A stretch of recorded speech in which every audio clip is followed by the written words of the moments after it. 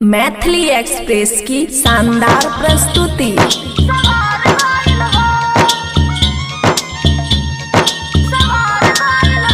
खुशी recording studio बलुआहा। नजर के तीर दिल में हमरा पार गइल हो, नजर के तीर दिल में हमरा पार गइल हो, कोके बर्बाद हमरा सवार गइल हो, कोके बर्बाद हमरा सवार गइल हो, प्यार में पागल कोके हमरा छोड़ गइल हो, प्यार में पागल कोके हमरा छोड़ गइल हो, कोके बर्बाद हमरा सवार गइल हो, कोके बर्बाद हमरा सवार गइल हो।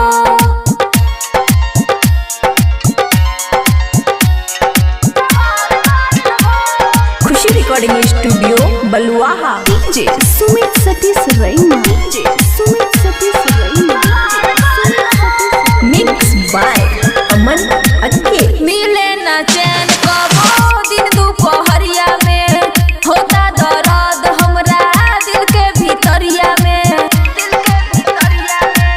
मिले ना चैन कबो दिन दोपहरिया में, होता दर्द हमरा दिल के भीतरिया में, प्यार के मतलब नखे बुझत जमाना, खून तू लेके मांग उसका सजाना, खून तू लेके मांग उसका सजाना, जिंदगी हमर सोना अब उजार गइल हो, जिंदगी हमर सोना अब उजार गइल हो, कोके बर्बाद हमरा सवार गइल हो, कोके बर्बाद हमरा सवार गइल हो।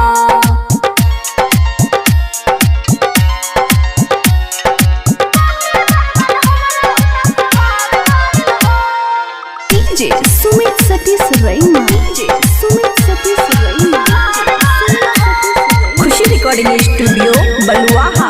तोरे के गइला वादा प्यार ना निभइला, झूठो के क्रिया कसम सब तू खइला, तोरे के गइला वादा प्यार ना निभइला, झूठो के क्रिया कसम सब तू खइला, फुट फुट के रोती हूँ सुन मैं आज रे, होगा तू भी एक दिन ऐसा बर्बाद रे, होगा तू भी एक दिन ऐसा बर्बाद रे, हमरा से वादा कके मुहवा मोर गइल हो, हमरा से वादा कके मुहवा मोर गइल हो, कोके बर्बाद हमरा सवार गइल हो, कोके बर्बाद हमरा सवार गइल हो। खुशी रिकॉर्डिंग स्टूडियो बलुआहा।